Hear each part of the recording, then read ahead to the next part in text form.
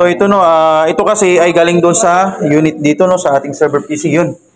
Natanggal natin at ito yung ginawa ng last na nagpa-assessment. Ang problema ay nag-install kami ng OS na operating system or Windows. Kaso nga lang hindi siya ma-partition. So na-check namin na ito po ay naka-dynamic. Okay? So dapat kasi basic no, yung kanyang volume or yung kanyang partition. So ngayon, pumunta ka sa BIOS or boot menu na, diretso ka na no. Restart ka na, restart. Wala bang restart option? Yan. So, ano yung pindutan natin yan? Anong pinipindutan natin para mapasok natin si BIOS? Si Derek na dun sa boot menu para mabilis. Delete or F12? Ito po. Sige. Delete F12 dyan. Anong pipindutin niya? Delete. Pumunta F12. Pumunta sa boot menu. Ay, ano pala yan?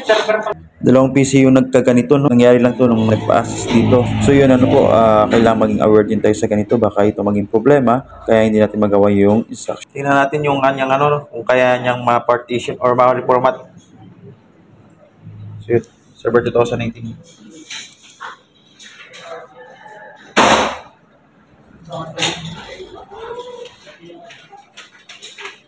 Anong gagamitin? Desktop yan, desktop experience. Sige. Tapos yan, i-accept. Tapos po. So, kaya mo bang i-delete? Hindi. Try mo upuntahan lahat ng partition kung kaya mo i-delete or lahat ng volumes. Sige. Select mo doon sa taas. Wala din. Wala option. Taas pa, baba. Lahat. Okay. So, wala no. So, ibig sabihin ay hindi mo siya kayang i-reformat. At hindi mo siya kayang lagyan ng partition, di ba?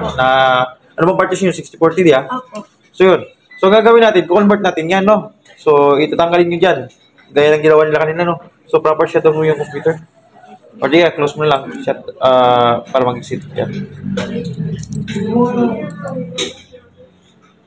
So, gagawin namin, we will convert, no? So, nilagay namin yung hard disk na galing doon sa server PC.